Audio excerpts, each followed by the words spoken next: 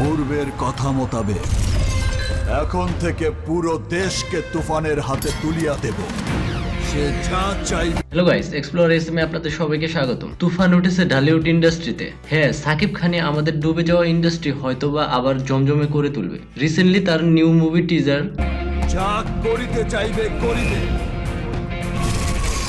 তাহাকে কোনো কিছুতেই বাধা দেয়ার এখতিয়ার কেউ রাখিতে পারিবে না। এর দুনিয়ায় ব্যাপক সাড়া ফেলেছে, কিন্তু কেউ কেউ আবার এই গুঞ্জনও দিয়েছে সাকিব খানের তুফান মুভিটি কি অ্যানিমেলের রিমেক। মুভিটি নিয়ে এও শোনা যাচ্ছে মুভিটির অ্যানিমেলের মতোই সেকেন্ড পার্ট আকারে রিলিজ হয়। কিন্তু যাই হোক, এ এক অন্যরকম সাকিব, তিনি যে নাম্বার ওয়ান এটি আবারও তিনি প্রমাণ করলেন। মুভিটির টিজার সবার কাছে যেমন প্রশংসিত হয়েছে, ট্রেলারও তুফানের সাথে সাথে বিদ্যুৎও চমকাবে। টিজারটিতে আমরা চঞ্চল চৌধুরীকে ভিলেনের মতো ভয়েস দিতে দেখি।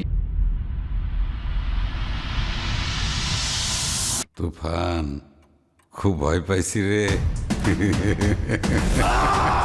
কিন্তু সত্যি কি ভিলেন চঞ্চল চৌধুরী? আপনাদের মতো ভিলেন কে হবে, চঞ্চল চৌধুরী নাকি যিশু সেনগুপ্ত? কমেন্টে অবশ্যই জানাবেন। আর হ্যাঁ, মুভিটিতে আরো থাকছে ওপার বাংলার মিমি চক্রবর্তী, মুভিটি ডিরেক্ট করেছেন রায়হান রাফি। আরো থাকছে নাবিলা।